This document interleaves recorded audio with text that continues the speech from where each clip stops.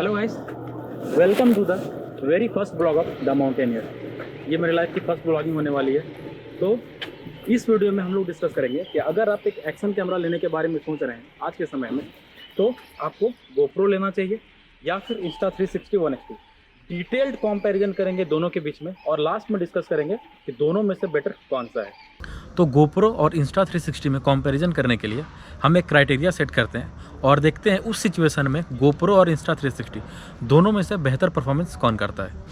तो सबसे पहला जो हमारा क्राइटेरिया है वो है action cam mode.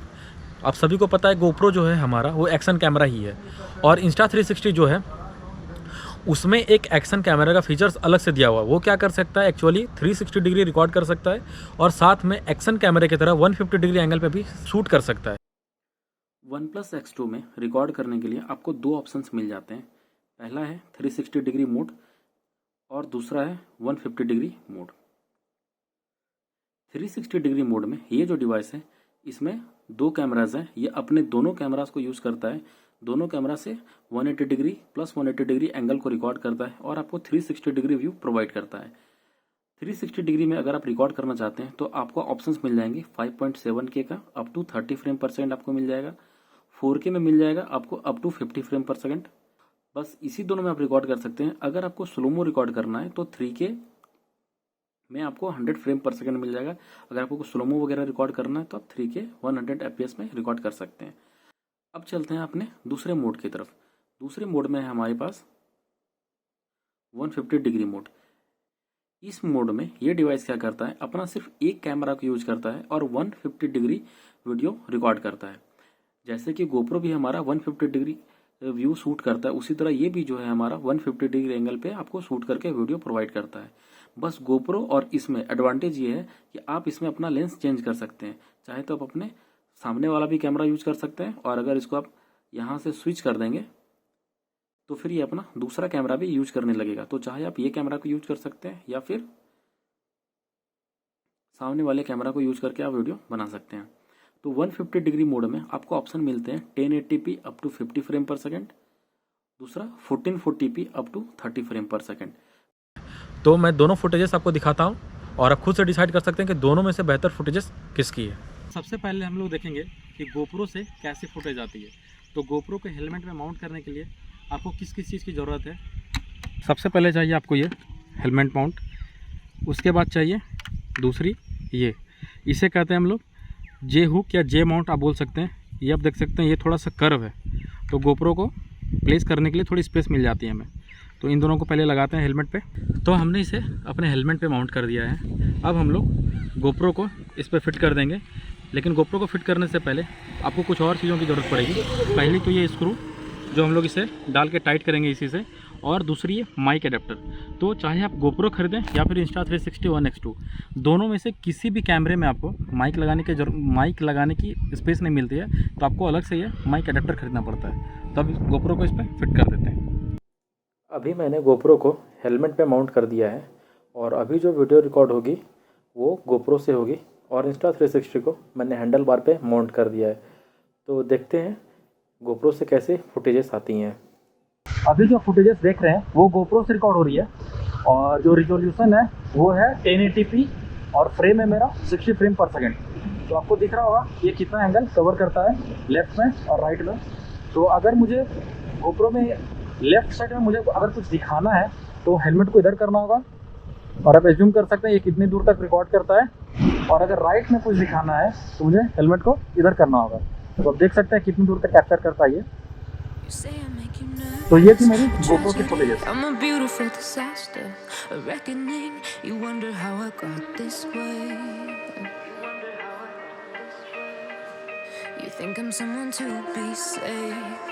Someone to clean up and tame. Oh, some things never change, never change.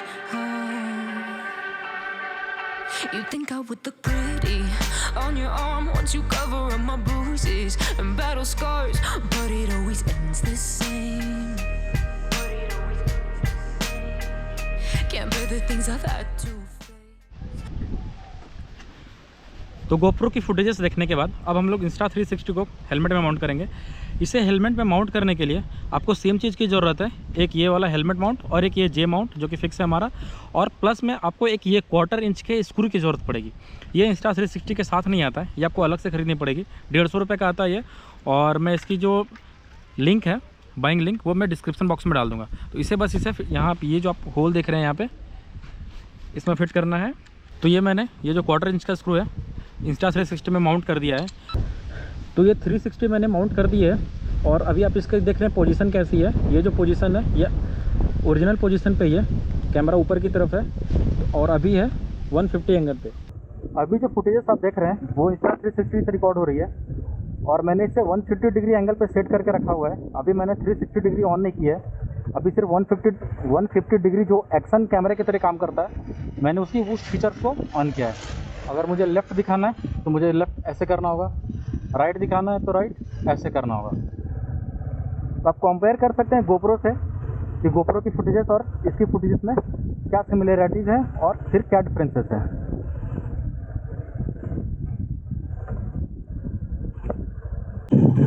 अब जो फुटेजेस देख रहे हैं Insta360 से, उसे क्या किया है, मैंने कैमरे को फोल्ड करके नीचे कर दिया है, तो अब आपको एक अलग एंगल मिल रहा होगा। इससे भी आप कंपेयर करके देख सकते हैं कि पहले वाली फुटेजेस और अभी।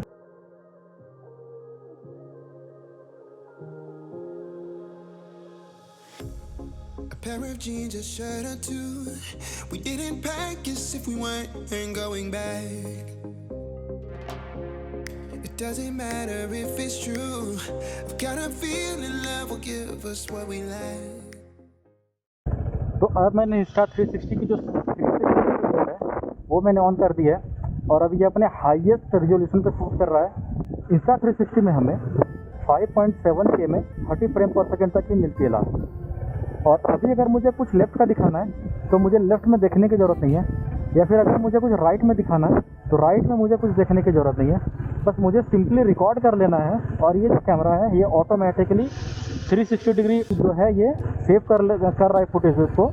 और जब तक पोस्ट प्रोसेसिंग की बात आएगी, जब रिकॉर्ड करने के बाद जो पोस्ट प्रोसेस करते हैं उसमें अगर मुझे कुछ लेफ़्ट का दिखाना रहा तो मैं एडिट कर सकता हूँ, और अगर कुछ राइट का दिखाना रहा तो मैं उससे भी एडिट कर सकता हूँ। तो मुझे बस अपनी गर्दन घुमाने की ज़रूरत नहीं है।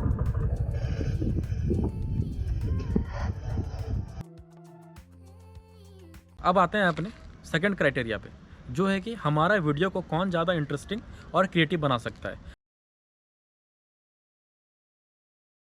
तो गोप्रो में हमें मिलता है एक सिंगल लेंस, जो सिर्फ जिस पार्टिकुलर डायरेक्शन में आप उसे रखेंगे सिर्फ उसी डायरेक्शन का वो वीडियो जो है वो शूट करेगा।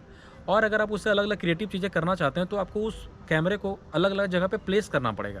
तो थोड़ा हेक्टिक हो जाता है कि बार बार आप अपने कैमरे को खोल के अगर इस डायरेक्शन में करना है तो कैमरे को उस डायरेक्शन में करना होगा, अगर इस डायरेक्शन में करना है तो कैमरे को इस डायरेक्शन में करना होगा। अब बात आती है Insta360 की।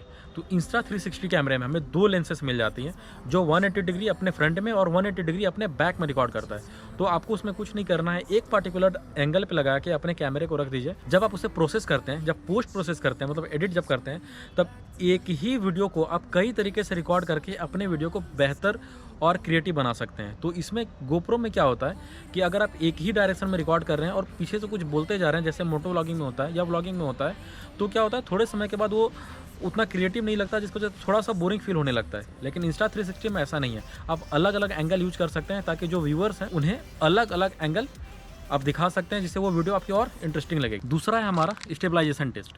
स्टेबलाइजेशन टेस्ट में मैं पहले आपको गोप्रो की फुटेज दिखा देता हूँ।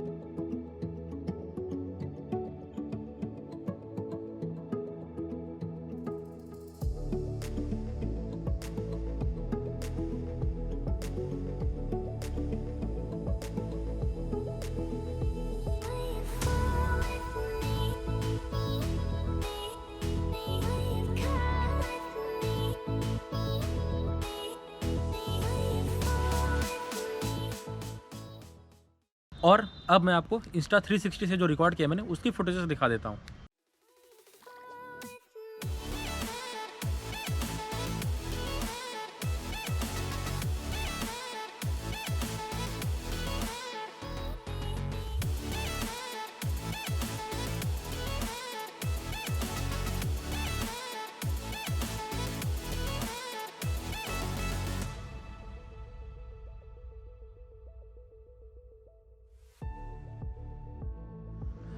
इन दोनों फुटेजेस को देखने के बाद आप एज्यूम कर सकते हैं कि दोनों में से बेहतर स्टेबलाइजेशन किसकी है। तीसरी क्राइटेरिया जो है हमारी वो है बैटरी बैकअप। तो गोप्रो में हमें मिल जाता है 1730 यानी कि 1730 मिली एम्पियर आवर की बैटरी, और Insta360 में हमें मिल जाती है 1620 मिली एम्पियर आवर की बैटरी। तो मैंने गोप्रो और Insta360 दोनों की बैटरी ड्रेनिंग टेस्ट की है। Insta360 में हमें बैटरी बैकअप मिली है 1 घंटा 47 मिनट की, और गोप्रो में जो हमें बैटरी बैकअप मिली 1 घंटा 27 मिनट की। तो बैटरी बैकअप हमें Insta360 में गोप्रो से बेहतर मिलती है। तो फाइनली 1 घंटा 48 मिनट और 55 सेकंड के बाद हमारा Insta360 कम्प्लीटली डाउन हो गया है। आप देख सकते हैं इसमें लिखा हुआ है recording stopped due to low battery.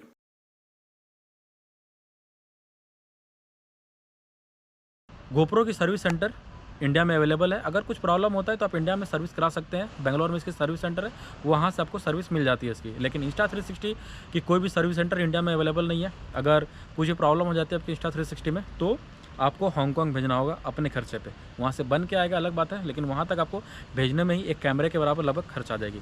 तो एक्स्ट्रा केयर ज़रूरत पड़ती है Insta360 में, और गोप्रो आपको यहाँ पे सर्विस मिल जाती है। तो अगर आप एक्शन कैमरा लेने के बारे में सोच रहे हैं तो Insta360 ले सकते हैं, और कुछ दिन के बाद या कुछ समय के बाद जब आपका चैनल ग्रो कर जाएगा तो आपको एक सेकेंडरी कैमरे की ज़रूरत पड़ेगी, उस समय आप गोप्रो ले सकते हैं।